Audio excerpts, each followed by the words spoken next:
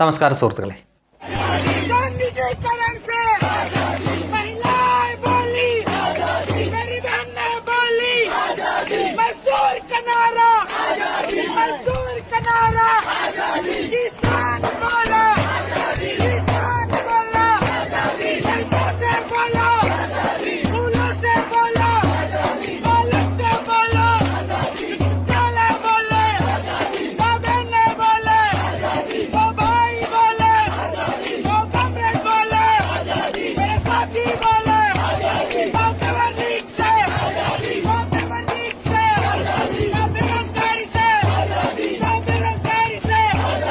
ജലം അതിൻ്റെ നാഥനെ കണ്ടെത്തി എന്നൊരു ചൊല്ലുണ്ട്.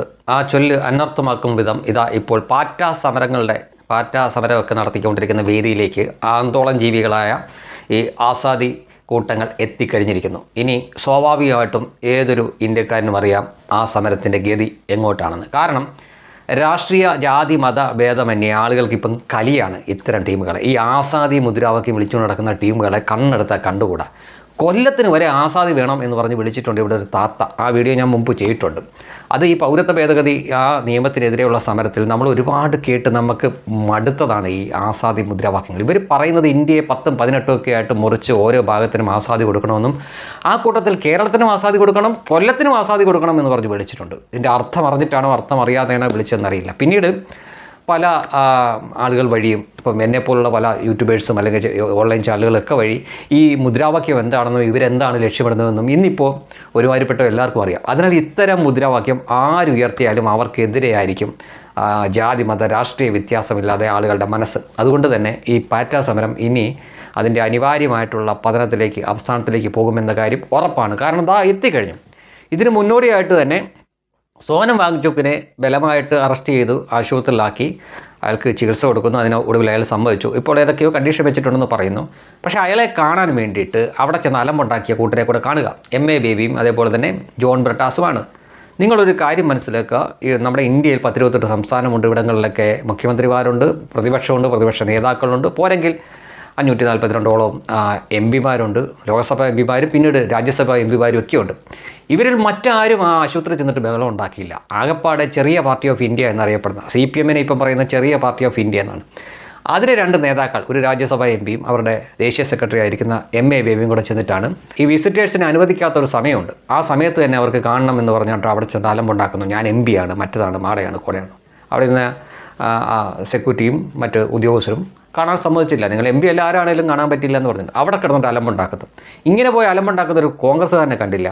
ഒരു സമാജ്വാദി പാർട്ടിയുടെ ഒരു നേതാവോ മറ്റ് അനേകം പാർട്ടികളുണ്ട് ഇവിടെ. അവരുടെ ആരുടെയും നേതാക്കൾ അവിടെ പോയി അലമ്പുണ്ടാക്കില്ല. അപ്പോൾ ആര് സമരം നടത്തിയാലും അതിനിടയിൽ കയറി ഇതുപോലെ ഷോ കാണിക്കുന്നത്, വേറെ ഭാഷയാണ് ഇതിന് പറയേണ്ടത്, ഷോ കാണിക്കുന്ന ടീമാണിവർ.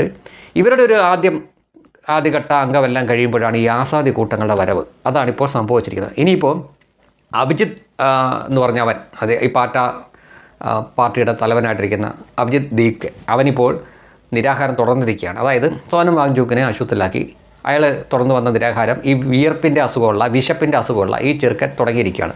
സോനം വാങ്ചുക്ക് അവിടെ പട്ടിണി കിടക്കുന്ന സമയത്ത് ഇവനും 5 സ്റ്റാർ ഹോട്ടലിൽ താമസം, മൃഷ്ടാന്ന ഭോജനം ഇതൊക്കെ നടത്തിക്കൊണ്ടിരിക്കുകയാണ്. അപ്പോൾ ഈ പട്ടിണി സമരത്തിൽ നിന്ന് ഒഴിവാകാൻ വേണ്ടി എനിക്ക് മൈഗ്രെയിൻ ഉണ്ടോ എന്ന് വരെ നേരത്തെ തള്ളിയ മുതലാണ് ഈ അഭിഷേക് ദീപ്ക്ക്. അയാൾക്കിപ്പോൾ സാഹചര്യങ്ങളുടെ സമ്മർദ്ദം മൂലം പട്ടിണി കിടക്കേണ്ടി വന്നിരിക്കുകയാണ്. അതിലേക്കാണ് ഇപ്പോൾ ഈ ആസാദികൾ വിളിച്ചുകൊണ്ട് ഈ കൂട്ടങ്ങൾ വന്നിരിക്കുന്നത്. ഇനി ഒരു മനുഷ്യൻ പോലും ഇതിനെ തിരിഞ്ഞു നോക്കത്തില്ല. ആകെപ്പാടെ കുറച്ച് മലയാള മാപ്രകളും ഈ MA ബേബിയും ബ്രിട്ടാസിനെ പോലുള്ളവരും അവിടെ കാണും. പക്ഷേ ഈ സമരം അതിദയനീയമായ രീതിയിൽ പരാജയപ്പെടുമെന്ന കാര്യം ഉറപ്പാണ്. അതിൻ്റെ പ്രധാനപ്പെട്ട 2 കാരണങ്ങൾ: ഒന്ന്, ഇടതുപക്ഷം അതിലേക്ക് ചെന്ന് നുഴഞ്ഞു കയറി; 2, ഈ ആസാദി വേണമെന്ന് പറഞ്ഞ് നടക്കുന്ന ഈ വേലയും കൂലിയും ഇല്ലാത്ത, തലയ്ക്ക് സ്ഥിരതയില്ലാത്ത ഈ ആൾക്കാരും കൂടി ഇതിനകത്തോട്ട് വന്നതോടുകൂടി ഇതിൻ്റെ കാര്യം തീരുമാനമായി. അല്ലെങ്കിൽ തന്നെ ഇവർക്ക് നേരത്തെ ഭക്ഷണവും മറ്റുമൊക്കെ കൊടുത്തുകൊണ്ടിരുന്ന ചില പ്രത്യേക വേഷധാരികളായിരുന്നു, പൊറോട്ട കെട്ടുകാരും മറ്റുമൊക്കെയാണ്. അപ്പോഴേ ആളുകൾക്ക് സംശയമായിരുന്നു ഇവന്മാർ സമരം നടത്തുന്നത് നല്ല കാര്യത്തിന് വേണ്ടിയിട്ടൊന്നുമല്ല, ഈ രാജ്യത്തിനെ പിന്നോട്ടടിക്കാൻ വേണ്ടിയിട്ടാണ് എന്നൊരു സംശയം പലർക്കും ഉണ്ടായിരുന്നു. അതിപ്പോൾ പൂർണ്ണമായി നമോവാകാം.